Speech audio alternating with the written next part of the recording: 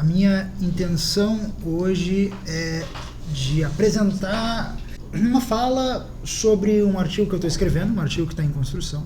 E vai ser a segunda vez que eu vou apresentar uma fala relacionada a esse artigo. A primeira vez foi no Third Rachel Workshop da Unicamp na semana passada, e agora na segunda vez esse aqui, uma versão em português. O artigo ele é em inglês e, bom, de forma bastante geral, eu vou conseguir abranger os tópicos do artigo e vou conseguir capturar o meu argumento principal.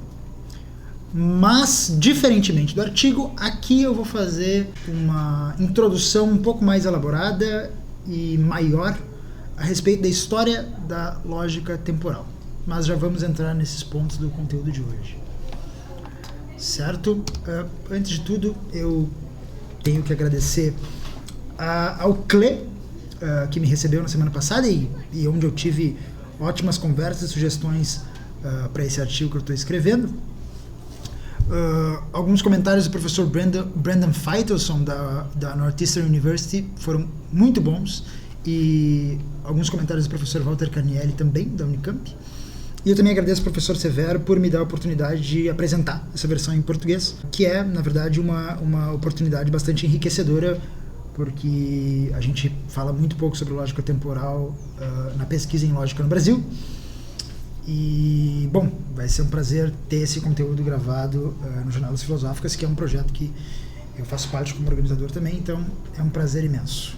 Tentando apresentar um sumário que, enfim, apenas para organizar o pensamento, mas a gente vai entrar em tópicos dentro desses tópicos, né? Bom, a primeira coisa que eu pretendo fazer é mostrar um pressuposto muito importante para o meu argumento, que é de que o eternismo e o temporalismo são paradigmas na história da lógica. Entendendo lógica como ciência, uma ciência abstrata, e entendendo o eternismo e o temporalismo como paradigmas no sentido kuhniano do termo, sem entrar em detalhes nas críticas que Kuhn recebeu ao termo paradigma, que são várias.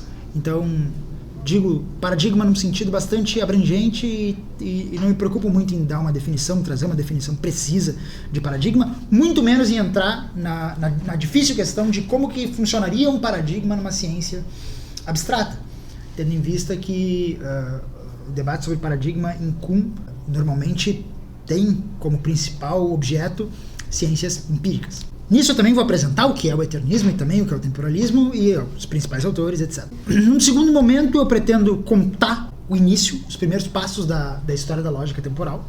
E, bom, introduzir o que é uma lógica temporal com as suas semânticas, condições de verdade, etc. O elementar. E, finalmente, em 3, eu vou mostrar as pressuposições por trás da lógica temporal e, depois, do temporalismo, que é o meu objetivo principal no artigo e também nesse trabalho de hoje. Finalmente, vocês vão ver que eu vou precisar... a numeração está errada, era para ser 4 e não 5, mas finalmente eu vou mostrar, e vocês vão ver que isso vai ser necessário para o desfecho, vou mostrar por que razões, então, alguém poderia ser temporalista. Vai ser esse o desfecho do nosso percurso por aqui, certo? Eu vou trazer como uma espécie de máxima da nossa discussão de hoje e da minha apresentação esse trecho do History of the Corruptions of Logic do Peter Gitt, que eu acho muito provocativo e muito interessante. Ele, citando Wittgenstein, e não importa se Wittgenstein disse isso ou não, de verdade, mas a máxima é interessantíssima. Todas as diferenças lógicas são grandes diferenças. Na lógica não existem distinções sutis. As diferenças na lógica são muito importantes. E eu escutei algumas pessoas comentarem enquanto eu debatia sobre os meus tópicos de pesquisa, que o eternismo e o temporalismo, na verdade, até poderiam ser meio parecidos, compatíveis em algum sentido, em debates rasos e não técnicos, mas eu já escutei isso algumas vezes e eu decidi trazer como uma frase principal para a gente ter em mente nesse momento, antes da gente entrar nos argumentos, essa máxima do Gitt. Todas as diferenças lógicas são grandes diferenças. Mas, entrando, enfim, no tema. Os dois paradigmas que eu me refiro na história da lógica e que eu vou tratar hoje são 2 paradigmas sobre a estabilidade dos valores de verdade. O que são paradigmas sobre a estabilidade dos valores de verdade? São paradigmas que dizem respeito a se um valor de verdade em uma proposição ele é fixo e eterno ou se ele é mutável. Isso vai querer dizer que a gente vai poder assumir proposições genuinamente temporais, que podem mudar de valor de verdade no tempo, ou se proposições, se uma vez são verdadeiras, são sempre verdadeiras. O temporalismo é a noção mais antiga em lógica. O temporalismo remonta pelo menos ao De Interpretatione de Aristóteles, e é a noção comum em toda a história da lógica antiga, passando pelos estoicos e a sua colaboração à história da lógica, toda a lógica medieval, mesmo as colaborações pontuais na lógica moderna, todos, pelo menos até Frege, foram temporalistas porque o que havia em lógica era o temporalismo. A noção de que uma proposição, seja ela f de A, qualquer proposição, ela é verdadeira em T e a mesma proposição pode ser falsa em T'. A mesma proposição pode ser verdadeira em um momento, falsa em outro momento. O eternismo, que como a gente vai ver é um paradigma que surge no corpus fregiano, na obra de Frege, é um paradigma na história da lógica sobre a estabilidade dos valores de verdade, que vai dizer que os valores de verdade são estáveis, sempre. Então, uma proposição que, na nossa gramática de superfície, aparentemente é temporal, ela, na verdade, para Frege, é uma proposição incompleta e que, para poder ser precisamente avaliada, para ser uma proposição completa, precisa ter como um argumento da função uma indicação temporal do proferimento da proposição. Então, se f de A é verdadeiro, por f de A ser, na verdade, f de A em T, então se verdadeiro é sempre verdadeiro, porque a indicação temporal está dentro da proposição. Não muda. Não muda com o tempo. A indicação temporal já está dentro da proposição.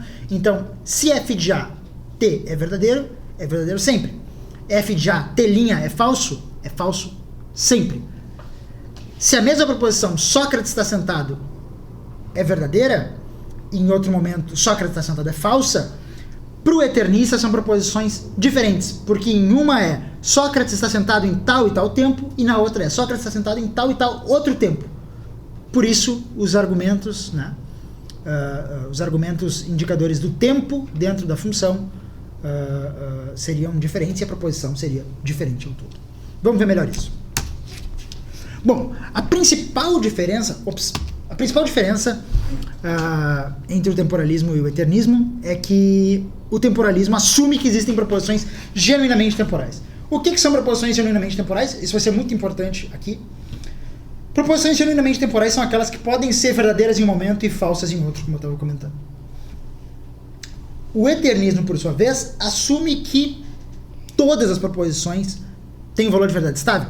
Todas as proposições são verdadeiras ou falsas sempre. Uma observação muito importante. Os dois paradigmas, temporalismo e eternismo, assumem que existem proposições eternamente verdadeiras ou eternamente falsas. O temporalismo não tem nenhum problema em dizer que existem proposições com valor de verdade estável sempre. A diferença principal é que o temporalismo vai dizer que algumas proposições podem ser verdadeiras em um momento e falsas em outro. O eternismo diz que não existem proposições que podem ser verdadeiras em um momento e falsas em outros. Todas são verdadeiras e falsas. Se verdadeiras e falsas, são sempre verdadeiras ou falsas. Certo?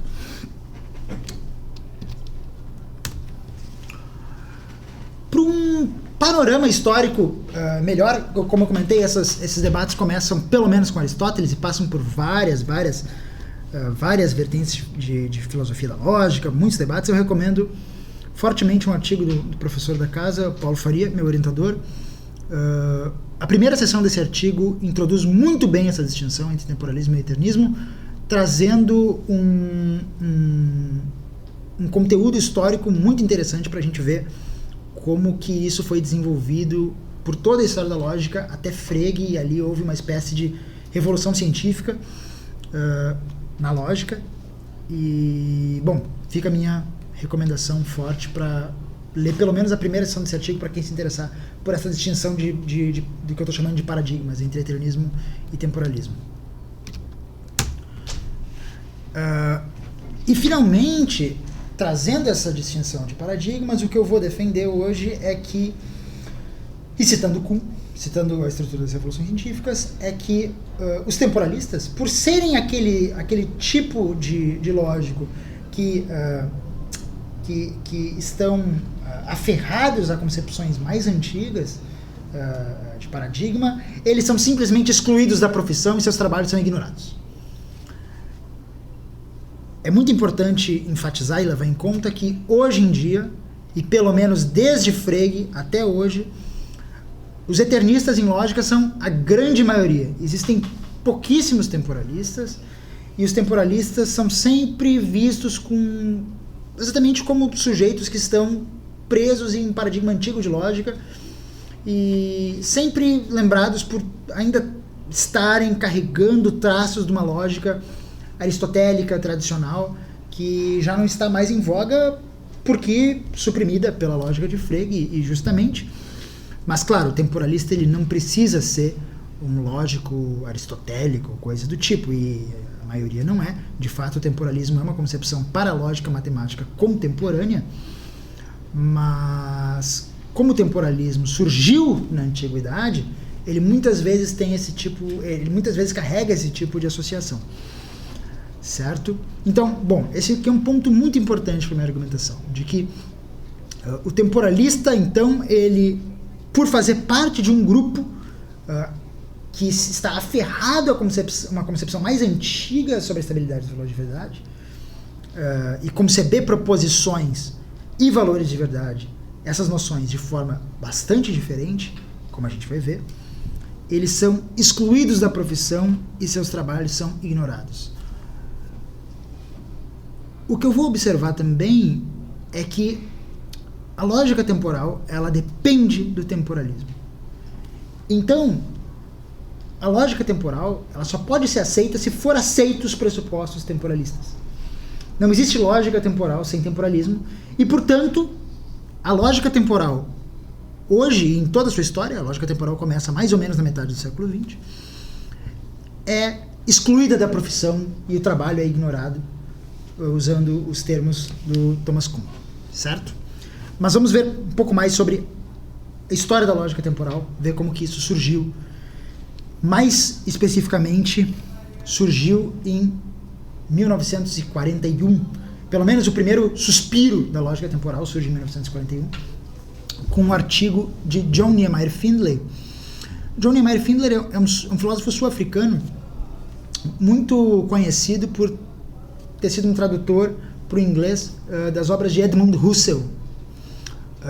Mas ele escreveu um artigo que não é um dos tópicos, não trata sobre um dos tópicos que ele pesquisou por mais tempo, mais se desenvolveu, mas é um artigo que foi muito influente, um artigo curtinho, chamado Time, A Treatment of Some Puzzles.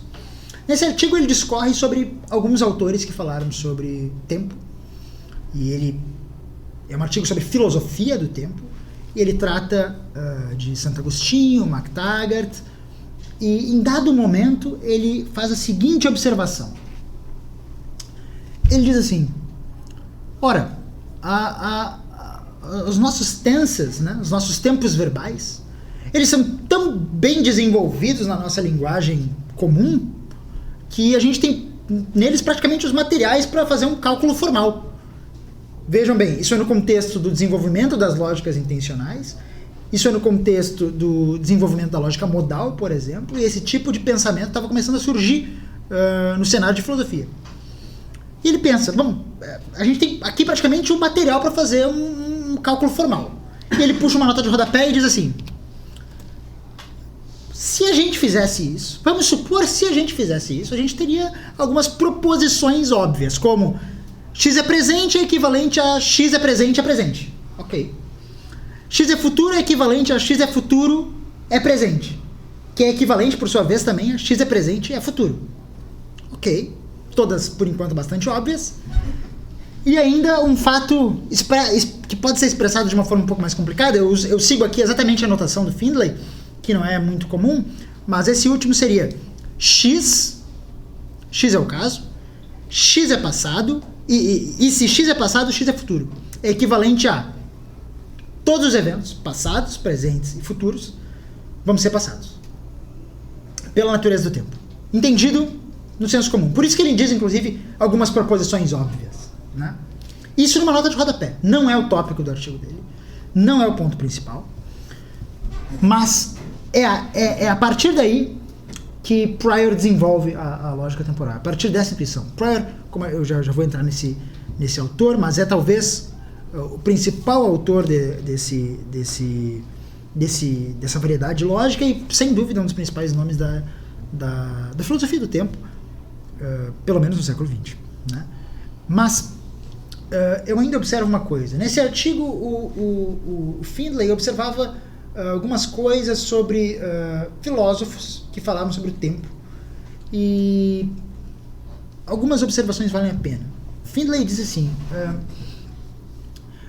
que esse artigo que ele fez surgiu a partir de algumas perplexidades que ele teve ao ler um texto que, na verdade, foi um grande divisor de águas no século XX e um texto que mexeu muito com o cenário de filosofia no século XX, a saber, The Unreality of Time, de MacTaggart, um texto que procurava defender, com um argumento a princípio válido e com premissas muito facilmente aceitáveis, procurava defender que o tempo não existia. Ora, o que Findlay está fazendo em Time, A Treatment of Some Puzzles é tentar desvendar esse argumento do MacTaggart a partir de teses do senso comum. Mas isso não vem ao caso. O que vem ao caso é a pontuação de que esse artigo do Findlay surgiu num contexto de desenvolvimento da lógica intencional, então, um contexto muito fértil na lógica, mas se Findlay escreveu esse texto foi pela influência do momento, da época, do texto de MacTaggart. Então, é por isso que Prior coloca Findlay e MacTaggart como os pais da lógica temporal, os precursores da lógica temporal, antes mesmo dele, que de fato é o criador da lógica temporal. Então é preciso que a gente dê uma olhada em MacTaggart. MacTaggart é um filósofo muito, muito estranho. Foi um filósofo que representava uma espécie de canto de cisne do idealismo britânico. Ele era um hegeliano, apesar de muito crítico a Hegel. Apesar de hegeliano, ele não compactuava com a lógica dialética hegeliana, mas seguia a lógica clássica de Russell e de outros colegas dele de Cambridge. Afinal, ele era um professor de Cambridge, ele estava bastante atento a esses debates. E ele ficou muito conhecido por um livro gigantesco chamado The Nature of Existence, onde ele apresenta as teses metafísicas dele, que é todo um sistema metafísico, e dentro desse texto, desse livro, The Nature of Existence, ele acopla alguns argumentos que ele já tinha feito num texto anterior, The Unreality of Time, em que ele procura defender que o tempo não existe dentro, claro, né, do contexto do sistema dele, metafísico, que é bastante heterodoxo e não vem ao caso. Mas fato é que nesse texto o MacTaggart ele apresenta o que pode ser uma espécie de fenomenologia do tempo muito acurada e que traz distinções que depois de MacTaggart são indesviáveis. São elas: a noção de série A e série B como descrições do tempo. Ele diz, as posições do tempo, como o tempo aparece para nós. Então veja bem, ele está preocupado com a fenomenologia do tempo nesse sentido. É por isso que o Prior diz que o que ele está fazendo pode ser entendido como uma fenomenologia do tempo com acurácia singular. Né? Então, as posições do tempo, como o tempo aparece para nós prima facie, são distinguidas de duas maneiras. Cada posição é anterior e posterior com relação às outras posições. E cada posição é ou passada, ou presente, ou futura. As distinções da primeira classe são permanentes, enquanto as da segunda não são. Então, a primeira classe em que a distinção é entre anterior e posterior, e que são distinções permanentes, é o que ele chama de série B. A concepção de que entende as posições do tempo como ou passadas, ou presentes, ou futuras, e que não são permanentes, são distinções não permanentes, é o que ficou chamado como série A. Então, pressupondo uma linha do tempo como essa que vocês estão vendo, a gente estabelece que existe um presente, um agora, um passado e um futuro. E que os eventos, eles vão passando como se esse agora, em que eu coloco ali, fosse uma espécie de janela, que vai enxergando os eventos no tempo que vão passando. A outra concepção, a concepção da série B, em que os eventos aparecem na linha do tempo e são percebidos como uma distinção permanente, divididas em anterior e posterior, como que passam simplesmente na noção de que existem eventos simultâneos uns com os outros, anteriores e posteriores, e a direção é oposta na linha do tempo, certo? Isso é com certeza uma das partes mais férteis da obra do McTaggart, porque o argumento dele a respeito da irrealidade do tempo não foi aceito pela maioria dos filósofos, muitos tentaram refutar até agora, e a maioria não concorda que o tempo não existe, claro. As grandes discordâncias estão em quais argumentos se defender para chegar à conclusão de que o tempo não existe, a partir do argumento do McTaggart. Mas a distinção entre série A e série B foi muito bem aceita e muito fértil em filosofia do tempo, em metafísica do tempo e em lógica. Indiretamente, outros nomes foram importantes para a história da filosofia do tempo. Eu citei aqui McTaggart e Findlay, antes de citar Prior, que é um dos principais. A gente pode falar, inclusive, de filósofos antigos, Aristóteles, Santo Agostinho de Hipona, etc. Mas para um percurso de estudo que envolve olhar com calma esses filósofos relevantes para a história da filosofia do tempo, eu recomendo muito fortemente a primeira parte desse livro do Orstrom e do Hasley, que são pesquisadores de Prior, dinamarqueses. Temporal Logic, o nome desse livro. A primeira parte é muito, muito interessante, fala sobre simplesmente lógica e tempo na história da filosofia. E eu também recomendo o primeiro capítulo do Past, Present and Future, principal livro do Prior, em que se chama Os Precursores da Lógica Temporal, que também é a fonte em que eu me baseio para essa introdução histórica. E eu comentei sobre Agostinho, é impossível não fazer a propaganda de um artigo que eu mesmo publiquei no ano passado, que eu procuro mostrar como Agostinho faz uma espécie de prévia do presentismo como a gente vê em Prior.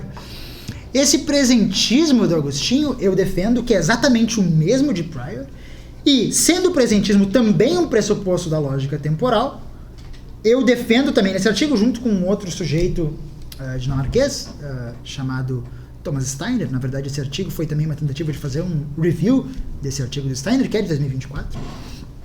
Eu defendo junto com ele a tese, um pouco forte, mas que numa história do presentismo deveria tá escrita, de que Santo Agostinho pode sim e deve ser entendido como um dos precursores, ainda que muito indireto, da lógica temporal. Porque foi uma grande influência para Prior, e Prior tira a sua intuição a sua intuição dos operadores temporais a partir de uma ideia que está presente no livro 11 das Confissões. Fica a recomendação para quem se interessar sobre o assunto, se interessar sobre lógica temporal. Tá publicado tá num livro, não numa revista, nos anais do evento da Semana Acadêmica do Cinquentenário da Filosofia na PUC, do Cinquentenário do PPG de Filosofia da PUC. Bom, finalmente entrando em Arthur Prior. Eu o tempo inteiro estou falando de coisas que vão remontar a Prior e ainda não tinha chegado nele. Finalmente chego nele. É sem dúvida um dos principais lógicos do século XX, ainda que pouco estudado no mundo, não só no Brasil. E ele é um dos principais nomes da história da lógica intencional. Então ele, assim como Kripke, Barkan Marcus, etc., ele é um sujeito que estava bastante preocupado em formar sistemas intencionais numa época que a intencionalidade em lógica estava sob ataque, por exemplo, de Quine e outros que a gente conhece muito bem a história. E Prior é lembrado, apesar de ter trabalhado com lógica modal, com ética, com outras coisas, ele também era um medievalista muito, muito interessante, tem trabalhos muito interessantes dele sobre lógica medieval e sobre filosofia medieval, mas ele ficou conhecido na posteridade como o inventor da lógica temporal, como a gente conhece hoje. Observação, nessa apresentação, quando eu falo lógica temporal, eu me refiro a tense logic. Porque existe a concepção temporal logic, e dentro da concepção temporal logic cai a noção de tense logic, mas também existem outras lógicas temporais que não são tense logic, que são lógicas temporais eternistas, que são concepções menos estudadas ainda, pouquíssimas utilizadas e que eu não vou meter hoje. Mas Prior, e é isso que importa, ele é o inventor da lógica temporal tense logic, certo? Bom, uma pequena introdução biográfica também, porque acho que vale a pena, visto que ele é um autor pouco conhecido. Ele é um filósofo, foi professor de filosofia neozelandês, o que fez com que ele fosse, por boa parte da sua carreira, um sujeito isolado. Ele se comunicava com os seus colegas e com todos esses nomes desse momento na história da lógica, como Kripke, por exemplo, que era um grande amigo dele, via cartas. O que por um lado é ruim, para ele foi ruim, porque ele não conseguia ter uma comunicação boa, então ele não conseguia participar assiduamente dos debates, mas ao mesmo tempo para nós, da posteridade, é ótimo, porque, bom, nós temos acesso a essas cartas.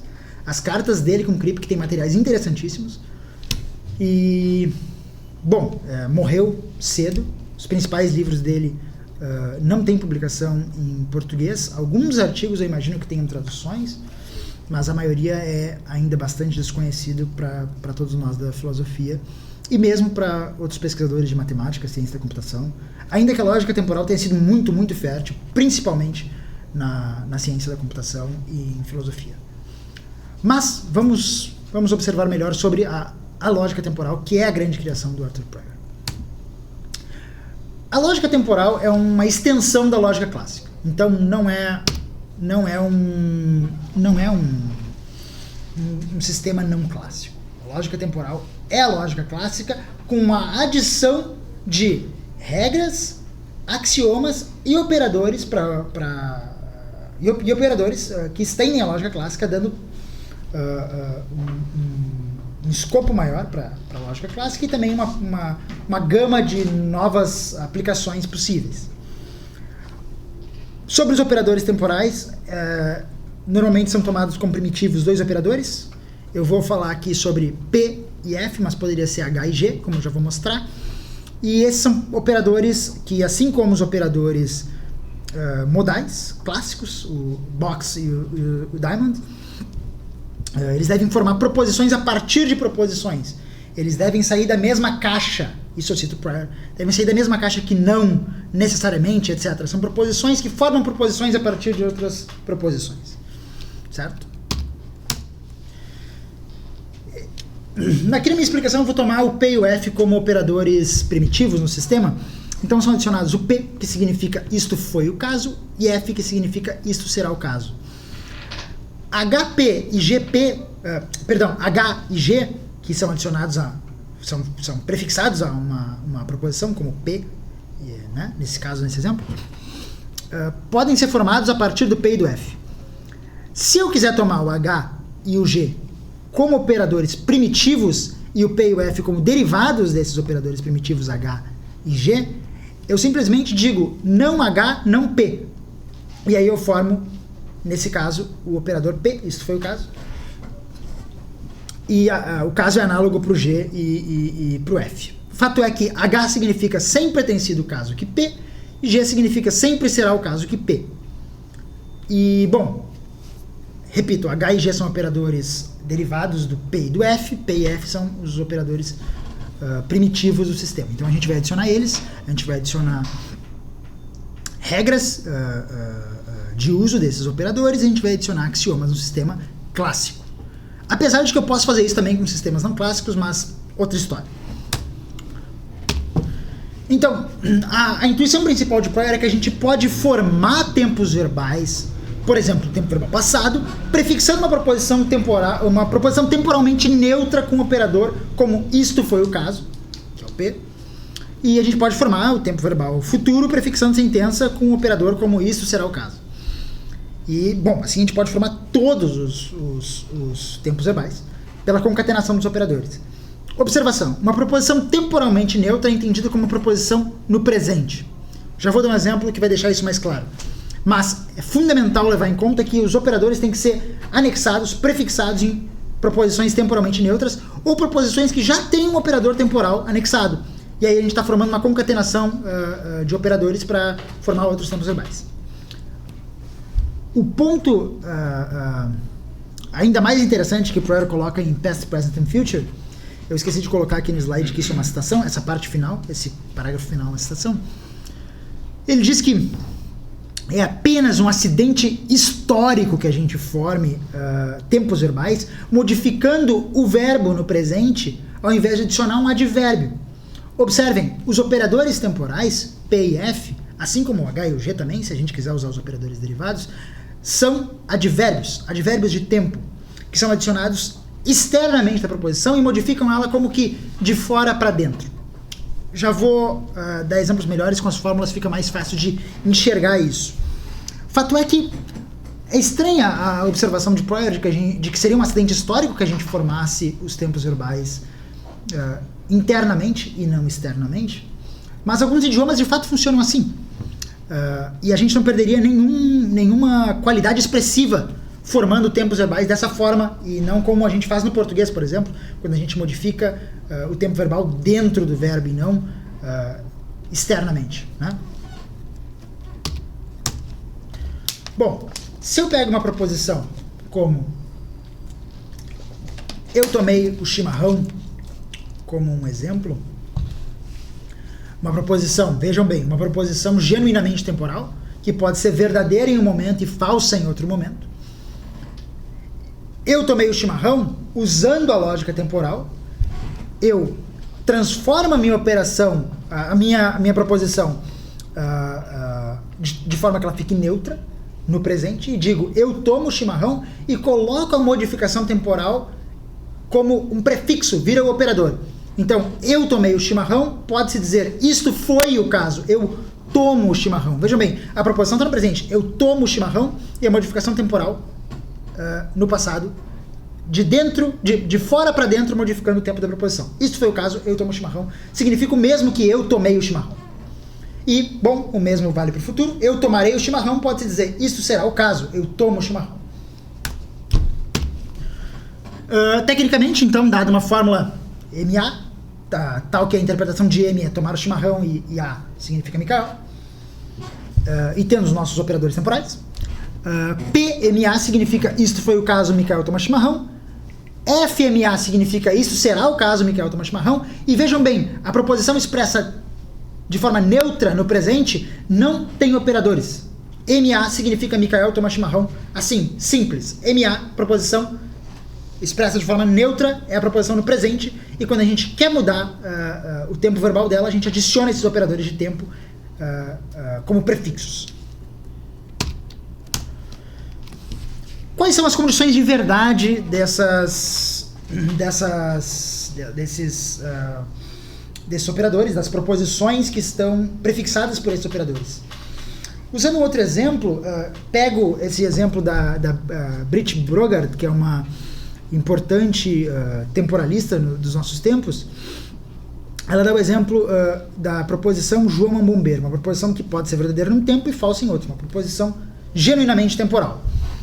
Se a gente entender João como J e B, o nosso predicado, ser um bombeiro como J e B, aqui na interpretação, como eu estou mostrando, e P e F os nossos operadores temporais, então a proposição no presente João é um bombeiro tem como condição de verdade BJ em T, ponto. Sendo esse T asterisco estipulado como presente. Bom, as condições de verdade de 1 são bastante intuitivas. João é um bombeiro é o caso se João for um bombeiro no presente. Quais são as condições de verdade de uma proposição temporal no passado? João foi um bombeiro. Bom, aí as condições de verdade parecem ficar um pouco mais difíceis de avaliar na lógica temporal. Mas a notação que está em metalinguagem pode parecer um bicho de sete cabeças, mas na verdade é bastante simples. A gente vai quantificar, a gente vai mostrar que existe um tempo T, e esse tempo é anterior ao nosso tempo T asterisco, que é presente, certo? E BJ é o caso nesse T que é anterior ao presente. No caso de João será o bombeiro, o análogo vale, mas com relação ao futuro. Então existe um T tal que o nosso presente é anterior a esse T, e BJ é o caso em T. E o 4 é uma brincadeira de como a gente pode formar outros tempos verbais. Aqui eu dou um exemplo do pretérito perfeito. João fora um bombeiro. Isso quer dizer que no passado, era passado que João é bombeiro. E aqui, veja bem, a gente vai ter que fazer uma quantificação dupla. As condições de verdade seriam: existe um T, existe um T', tal que o T é anterior ao T', e o T' é anterior a um T asterisco, que é o presente, e BJ em T. E assim a gente pode formar todos os tempos a partir da concatenação dos operadores. Todos os tempos verbais que a gente tem no nosso idioma e com a nossa qualidade expressiva do português, e seja lá o que for, as condições de verdade podem ser formadas a partir dessas mais elementares e a partir desses operadores elementares também. E também, claro, formar condições de verdade para proposições mais complexas a partir do que a gente já conhece dos conectivos da lógica clássica. Se a gente for assumir uma lógica não clássica, a gente segue os axiomas e as regras dessa lógica não clássica e adiciona com as regras e os axiomas da lógica temporal e forma as condições de verdade nesse caso, etc. Fato é que a lógica temporal é uma extensão, como a gente pode ver, com as suas condições de verdade bastante claras. Eu não vou entrar hoje nos axiomas para uma lógica temporal minimal, simplesmente porque a gente entraria daí em tecnicalidades muito grandes e não é o objetivo daqui. Mas, bom, simplesmente seriam adições, seja lá para que lógica isso for adicionado. São extensões para sistemas, certo? Mas o eternista não acredita em nada disso que eu falei. O eternista vai dizer que a lógica temporal, que é o que a gente está falando, não é legítima. Porque, bom, a noção fundamental da lógica temporal é a noção de é verdadeiro em T. O eternista não compra a noção de é verdadeiro em T. O eternista não entende que uma proposição pode ser verdadeira em um tempo e falsa em outro, mas se ela é verdadeira sempre. Como a gente viu, a indicação temporal é um dos argumentos da nossa função. Então, se a minha proposição é verdadeira, ela é verdadeira sempre. Se ela é falsa sempre. O eternista não compra a lógica temporal. A lógica temporal simplesmente não faz sentido para o eternista. Ela não é necessária. Ela não é necessária para expressar proposições temporais e simplesmente não teria nexo para o eternista utilizar operadores como os operadores temporais. Não faria sentido. Por que não faria sentido? Melhor do que explicar por que não faria sentido é citar direto da fonte. O grande nome da concepção eternista é Gottlob Frege, um dos principais lógicos de todos os tempos, se não o principal lógico de todos os tempos, revolucionário. E boa parte das revoluções que Frege fez na lógica foram, no século XX, adotadas em diversos sistemas, ainda que a notação de Frege tenha sido praticamente extinta. A sua filosofia da lógica, de forma geral, foi bastante aceita. E o eternismo é uma concepção que ele coloca, eu gosto bastante da descrição que ele faz no Der Gedanke, que é um texto curto dele. E, bom, essa concepção eternista, a partir de Frege, foi comprada por todos os filósofos da lógica, quase todos, pelo menos, sendo o principal deles e o grande divulgador também do eternismo, Bertrand Russell. Cito a passagem do Der Gedanke de Frege. E aqui está a justificativa do eternismo, né? O pensamento que enunciamos no Teorema de Pitágoras é certamente intemporal, eterno e imutável. Certo? Não há grandes dúvidas por aqui. O temporalista também concordaria com isso, como a gente viu. Mas não há pensamentos que são verdadeiros hoje, mas falsos decorrido um semestre? Por exemplo, o pensamento de que aquela árvore está coberta de folhas verdes será seguramente falso com o decorrer de um semestre, quando elas caírem, ou se tornarem marrons, etc. Frege diz, não, posto que não se trata do mesmo pensamento. As palavras, esta árvore está coberta de folhas verdes, não bastam por si mesmas para expressar o pensamento, pois o momento do proferimento também faz parte do pensamento. Sem indicação temporal, que é dada pelo momento do proferimento, não temos um pensamento completo. Só uma sentença complementada por uma indicação temporal e completa sob todos os aspectos expressa um pensamento. Mas este pensamento, caso seja verdadeiro, não é verdadeiro somente hoje ou amanhã, porém intemporalmente verdadeiro. Aqui a gente vê a justificação filosófica por trás do eternismo como a gente formulou. Da indicação temporal ser um argumento da função. Por quê? Porque esse, de acordo com Frege, é o modo de expressar a proposição de forma completa.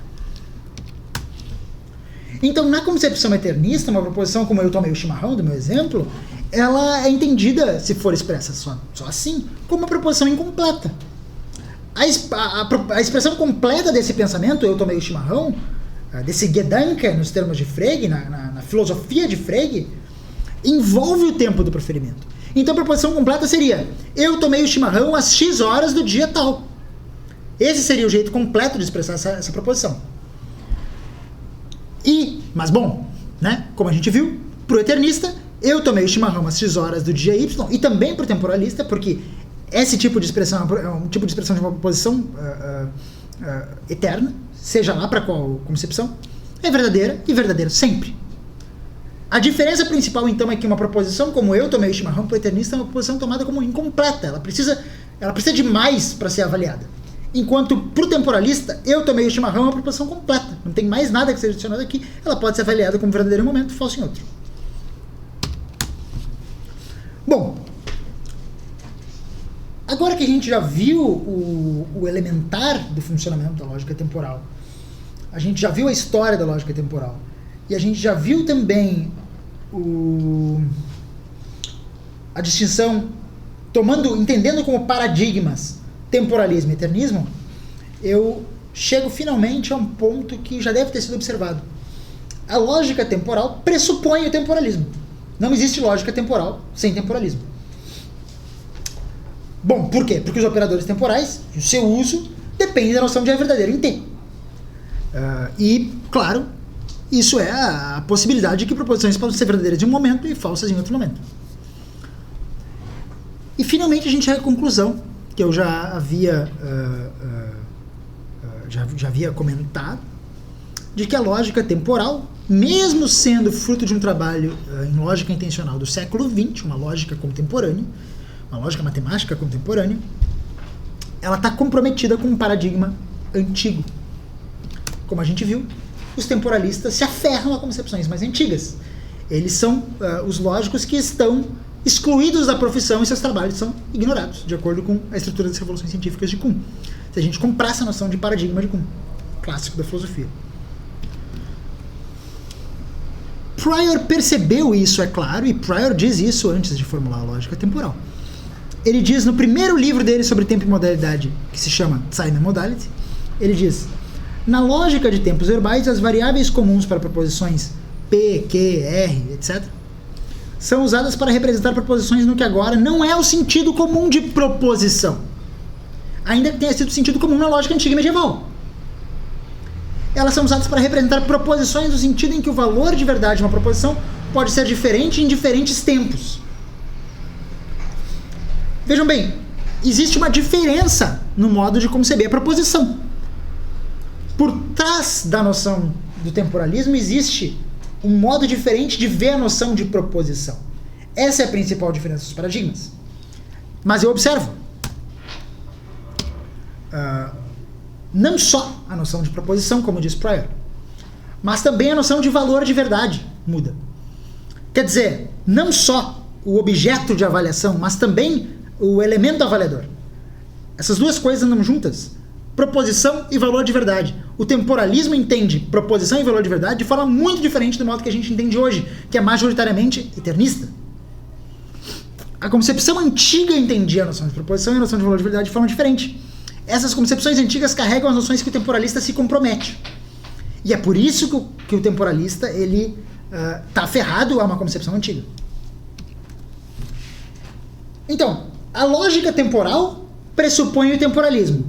E o temporalismo, por sua vez, pressupõe uma concepção diferente de proposição e uma concepção diferente de valor de verdade. Ok. Vimos as pressuposições do temporalismo, vimos as pressuposições da lógica temporal, que eram os nossos objetos aqui de estudo. E nós descobrimos no final que o problema da legitimação da lógica temporal não é um problema com a tecnicalidade da lógica temporal, mas um problema filosófico. A saber, ser temporalista ou não ser temporalista. E, dadas todas as desvantagens contextuais, históricas, de no momento ser temporalista, a pergunta que surge agora é por que ser temporalista? Afinal de contas, ser temporalista, como a gente viu, é se prender a um paradigma antigo de lógica. Ainda que esse paradigma antigo, como vocês devem ter observado, não influencie diretamente tecnicalidades da lógica, mas o modo como a gente entende a atribuição de valores de verdade e o modo de entender proposições. Mas, bom, por que ser temporalista? Esse é o meu desfecho, essa é a minha conclusão. Qual que é a razão de ser um temporalista hoje e contra a maré de tantos e tantos que são eternistas? E que tem bons argumentos para sê-lo, assim como os temporalistas também procuram ter bons argumentos, e, bom, o debate está vivo sobre isso ainda, apesar de temporalistas serem minoria. Mas por que ser temporalista? Bom, eu trago 3 razões. Não há só 3 razões, claro que não. Existem muitas razões, existem muitos argumentos elaborados para ser temporalista, mas eu trago 3 argumentos que me parecem especialmente relevantes. O primeiro, o temporalismo amplia o escopo da lógica. Vejam bem, o eternismo, ele entende todas as proposições como sendo verdadeiras ou falsas eternamente. Se verdadeiras, verdadeiras eternamente, se falsas, falsas eternamente. Para o eternismo não existem proposições temporais, não existem proposições genuinamente temporais. O temporalismo assume que existem proposições eternas. O temporalismo não tem nenhum problema em dizer que há proposições eternas. Mas o temporalismo também diz que há proposições temporais. Algumas são eternas, outras são temporais. E assim funciona a lógica. E assim funcionou a lógica em toda a sua história. Então o temporalismo tem uma abrangência muito maior. Essa abrangência, como eu observo em 2, faz com que o temporalismo consiga dar conta de expressar mudanças em contas em eventos muito melhor em formalidades simbólicas. Quer dizer, o temporalismo é uma concepção carrega em si uma concepção de valor de verdade, uma concepção de proposição preparada para dar conta com mudança de eventos. Por isso o temporalismo, como eu observo em 3, criou um padrão a partir do século XX com Prior, porque, bom, a noção temporalismo, né, o conceito temporalismo e temporalismo como oposição ao eternismo surgiu só no século XX, quando surgiu o eternismo, claro. Antes a lógica era só temporalista, não existia essa distinção. E, bom, com Prior e com tudo isso, houve um padrão para o estudo do tempo. Quando eu digo estudo do tempo, eu me refiro a estudo do tempo interdisciplinar, com ciência, e com lógica, e com filosofia. Orston e Hasley, que eu já comentei, que são grandes pesquisadores de Prior, observam que existem 3 características desse padrão que Prior criou. O primeiro é a interdisciplinaridade. O segundo é a atenção ao formalismo lógico, não só na contemporaneidade, mas também olhando para a história da lógica e como se fez lógica desde Aristóteles. E o terceiro é uma atenção especial à aplicação da lógica com relação à filosofia da ciência e à ciência mesmo. Eu sustento que essas 3 razões são boas razões para se aceitar o temporalismo, por mais que o temporalismo seja uma visão antiga sobre lógica. Eu não entendo que a lógica deva adotar filosofias e ideias antigas em vários aspectos. Eu mesmo me concebo como um lógico contemporâneo e comprometido com as ideias contemporâneas de lógica, mas nesse aspecto eu penso que a lógica antiga e a lógica medieval iam muito bem, a saber de que podem haver proposições temporais, proposições que são verdadeiras em um momento e falsas em outro momento. O eternismo ele surge, o professor Walter Carnielli me comentou isso, e isso me fez pensar bastante. Uma das primeiras grandes diferenças que o eternismo traz é complicar a lógica. O eternismo dificulta fortemente a lógica. As proposições, por exemplo, avaliadas a partir da concepção eternista, têm de responder a questões muito, muito mais complexas do que teriam de responder no temporalismo. E isso vai envolver desde questões de avaliação em tempos e acessibilidade a esses tempos, até questões de decidibilidade. Então a lógica se complicou muito depois do eternismo, em vários aspectos, num sentido bom, porque, claro, o eternismo trouxe consigo, quer dizer, junto com Frege e com a lógica contemporânea, o eternismo surgiu, mas eu penso que, especificamente nesse ponto, sobre tempo e lógica, o temporalismo é uma concepção que, pelo menos, deve ser levada em conta entre os lógicos para que seja concebida de forma a estudar as possibilidades que a gente pode formar de sistemas com o temporalismo pressuposto, mas também para esse estudo padrão do tempo e a capacidade de expressar mudanças em coisas e em eventos. Finalmente, então, essas são as minhas referências dos slides. O artigo que eu estou escrevendo ainda está em processo, como eu comentei, ainda está em construção. Tem outras referências além dessas. Muito obrigado.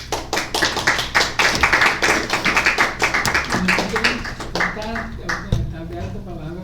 Bom, acho que aquele comentário que tu fez sobre aumentar o escopo da lógica, quando tu aceita a lógica temporal e adiciona a lógica clássica, eu acho que, pelo menos pra mim, puxando o peixe pro meu lado, né? Porque a gente escuta direto dizer, né, que a lógica, até que ponto a lógica realmente é filosofia, sabe?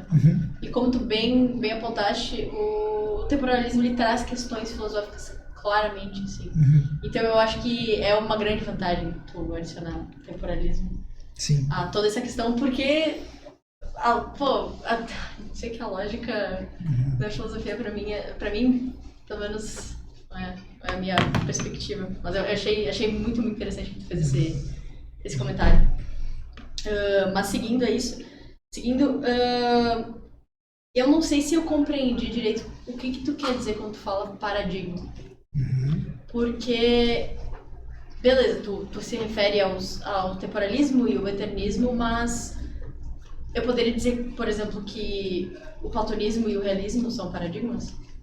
Até que ponto, até que medida tu pode usar esse termo?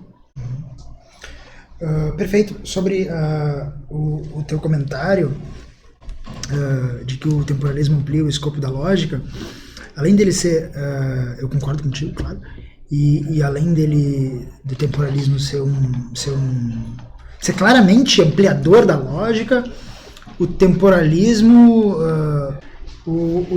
também é a versão mais intuitiva da lógica, é a versão mais comum da lógica e que parece menos estranha para os olhos de quem está produzindo lógica e trabalhando com lógica. Apesar da gente, a essa altura do campeonato, já tá bem acostumado também com a concepção eternista, mas sobre a tua pergunta sobre paradigma, sabe que com o professor Rogério aqui é especialmente interessante falar sobre isso, porque a gente já conversou sobre a noção de paradigma foi extremamente criticada na estrutura das revoluções científicas e o próprio Kuhn parou de usar paradigma, né? Adotando vários outros termos. E sim, de fato, tinha 1000 sentidos do termo paradigma na estrutura. E, bom, é um termo que ficou vago mesmo. Eu, no meu trabalho, por mais que eu esteja o tempo inteiro reforçando que eu trago essa concepção de Kuhn, inclusive cito Kuhn, eu não me comprometo exatamente em definir a noção de paradigma, porque eu tenho uma vantagem que o Kuhn não tinha. A saber, o Kuhn, ele, por ser o grande popularizador do termo, tinha de explicar o que ele estava querendo dizer com isso. E eu tenho a vantagem de dizer que eu estou dizendo o mesmo que o Kuhn estava tentando dizer. E aí eu me refiro, eu quero dizer paradigma no sentido de Kuhn. E aí deu. O Kuhn não poderia dizer que ele estava dizendo no sentido dele mesmo, porque, né? Mas eu tenho essa vantagem histórica e técnica do termo. Mas, a princípio, eu entendo paradigma pela concepção bastante usual e comum, a saber, um modelo para uma determinada área. Né? Um uma situação teórica momentânea que vira referência, vira modelo para uma ciência. E se a gente quiser ampliar o uso do paradigma, a gente pode tratar platonismo, por exemplo, como um paradigma em filosofia, por que não? O entendimento do senso comum do paradigma é o que eu levo em conta aqui, mas sempre apontando, claro, para Kuhn como grande popularizador desse termo e o cara que fez com que a gente usasse esse termo quando a gente fala de filosofia da ciência. E por fim, eu só queria tirar uma dúvida quanto ao teu slide com a citação do Git. Do Git? Primeiro? Quer que eu bate perguntas? Vamos ver. Então, isso que me chamou a atenção, né, que ele comenta, né, uma vez eu ouvi Wittgenstein dizer, como é que ele... todas as diferenças lógicas são grandes diferenças. E eu fui catar o aforismo em que está escrito, em outras palavras, na verdade. Agora tô ferrado. Não, é só porque eu acho que realmente Wittgenstein fala algo parecido com isso. Não Sim. é algo que Wittgenstein talvez teria dito. Eu acho que talvez ele realmente tenha dito. Em 5.452, a introdução de um novo expediente no simbolismo da lógica deve ser sempre um evento rico em consequências. Nenhum novo expediente pode ser introduzido na lógica, por assim dizer, com um ar de completa inocência, entre parênteses ou no rodapé. Acho que... Sim, é uma posição coerente com a filosofia de Wittgenstein, pelo menos com o do Wittgenstein que o Git conheceu à época, que é um Wittgenstein posterior ao Tractatus, mas me parece também bastante coerente com a obra. Com certeza, com a obra de achei essa citação. genial. Tem várias outras citações do Git, várias outras citações que o Git faz de Wittgenstein no Logic Matters, que é onde está esse artigo History of the Corruptions of Logic. Nesse mesmo artigo History of the Corruptions of Logic, o Git dá um exemplo, algo como... Ele diz, de novo citando Wittgenstein, ele fala algo como a filosofia tem que ser feita com uma dieta rica em exemplos. Algo assim também. Git vive fazendo isso e eu acho que é um dos charmes da leitura das coisas dele. São sempre muito agradáveis e mesmo quando ele cita Wittgenstein como autor muitas vezes entendido como obscuro e que complica as coisas, ele sempre cita de uma forma bem humorada e eu acho que esse trecho é uma boa máxima para esse trabalho que eu estou apresentando. Eu acho que é importante levar em conta isso. Agora que está terminando, mas eu queria perguntar, esse negócio do Kuhn, da tua citação do Kuhn, não sei se eu manteria ali, porque tu está usando ela para dizer que os temporários estão excluídos da profissão. Mas está tudo aqui, fazendo a tua palestra, não está excluído. Sim. Você acabou de dar uma palestra na Unicamp, onde é que estão excluindo os temporalistas? Eu não estou vendo nenhuma exclusão de temporalistas. Tu parece que está muito bem aqui, não sei. Sim, não sei se sim, eu me sinto bem. Eu exagerado aquilo que o Kuhn disse ali, de excluir o pessoal da profissão. Sim. Eu acho que tem muitos cientistas que trabalham assim fora daquele que eles chamam de paradigma, que não são propriamente excluídos. Não, eu concordo. Isso é muito importante. O que eu queria dizer é o seguinte, o que eu queria falar é o seguinte, eu não sei se tu podia botar ali nas referências no final, cara, tem um artigo do Pryor que se chama Thank Goodness That's Over. Um clássico, sim. Então, esse artigo eu acho que é mais interessante para os teus propósitos. Não sei se tu chegasse a usar ele nessa apresentação. Eu, se não me engano, na apresentação aqui dos slides não, Tá. mas se não me falha a memória, eu menciono ele em alguma nota de rodapé do meu artigo. Tá ligado? Porque, É um artigo que ele defende o temporalismo, né? exatamente, mas ali a defesa é um pouco mais forte desse que tu apresentaste aqui, né? Porque naquele artigo ele diz o seguinte, olha, o eternista,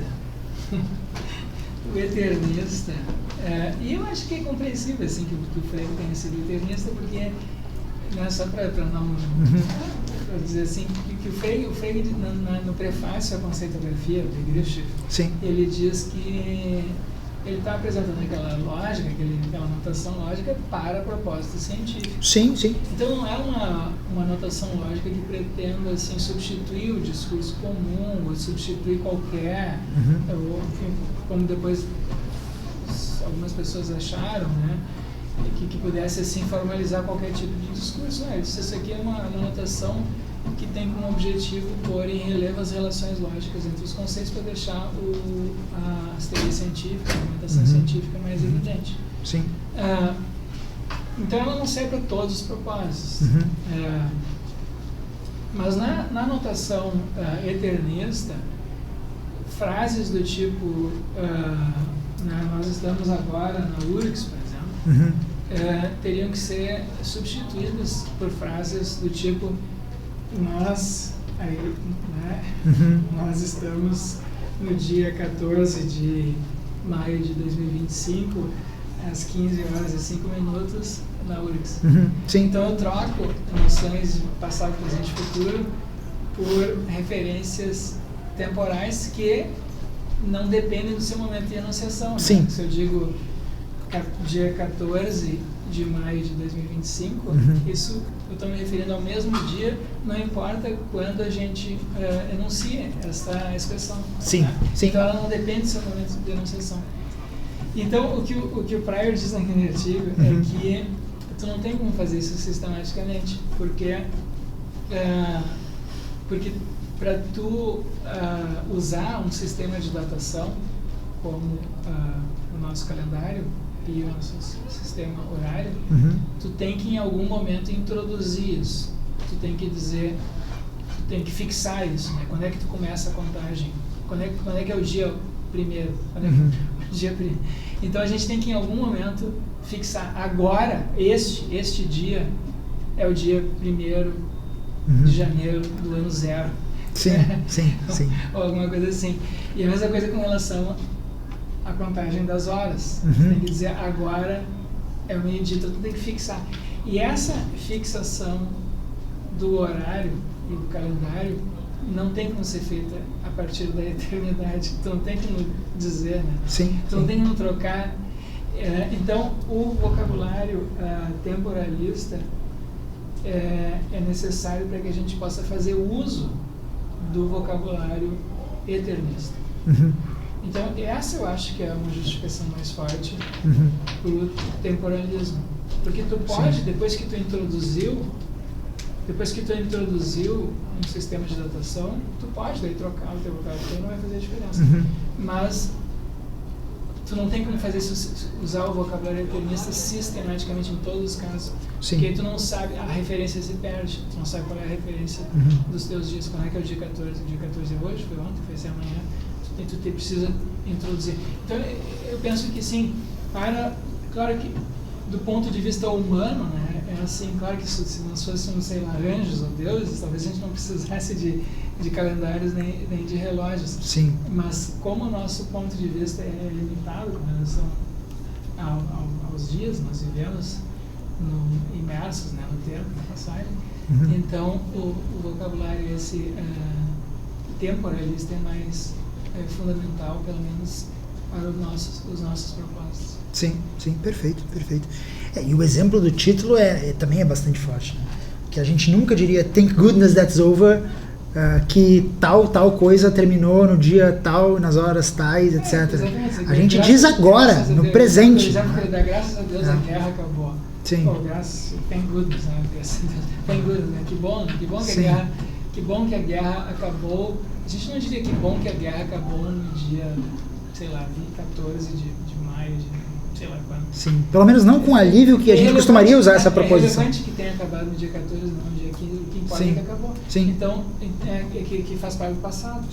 E quando eu profiro essa proposição, eu quero dizer que bom que acabou agora, né? Não que bom que acabou às tais e tais horas no dia tal. Porque se o dia que você está se referindo está no futuro, não acabou ainda, tu não estaria dizendo aquilo. Então eu acho que essas razões eu acho são mais fortes que as que tu apresentaste. Sim, eu se não me falha a memória, eu menciono elas nesse artigo que eu estou produzindo, ainda que não no corpo do texto, mas em alguma nota eu tenho quase certeza que em algum momento eu mencionei esse argumento do Thank Goodness That's Over. É um texto muito importante do Pryor. Talvez seja um dos mais famosos artigos dele, né? Outra coisinha aqui, claro, essa discussão toda se processa em termos de proposição, né? E proposições são entidades abstratas. Mas o que importa aí não são as proposições, são frases. Então tu pode trocar tudo isso daí, abandonar o discurso de proposições e ficar só com frase usando mesmo. Poupa o maquinário de assim, metafísica. Mas eu entendo, tá? O Pryor fez assim, esses termos, muita gente fez esses termos, Frege falava em pensamento. Mas a discussão aí, eu acho que é uma discussão mais de filosofia da linguagem, mas de linguagem assim comum. Então, o que está sendo discutido são frases. Se as frases vão ser interpretadas de maneira eterna ou temporais. Sim, claro. Existe uma contraposição metafísica, no sentido de que a concepção eternista diz respeito também a um modo de enxergar o mundo. E o mundo com a sua linguagem, a sua comunicação. Sim. Né? E bom, o temporalismo também carrega uma metafísica por trás. Eu, normalmente, quando trabalho esses tópicos, eu também apresento o presentismo, que é uma das concepções por trás do temporalismo e da lógica temporal também. Por eu estar mais atento à distinção entre temporalismo e eternismo como paradigmas e também as pressuposições da lógica temporal e depois do temporalismo, eu não decidi entrar hoje no presentismo e nem na concepção do mundo como growing block, que é uma das posições que um eternista poderia adotar. Mas sim, por trás do eternismo e do temporalismo na lógica existe toda uma série de coisas que tu aceita sobre a linguagem e sobre o mundo, né? Sobre mudança no mundo também, sobre muitas coisas.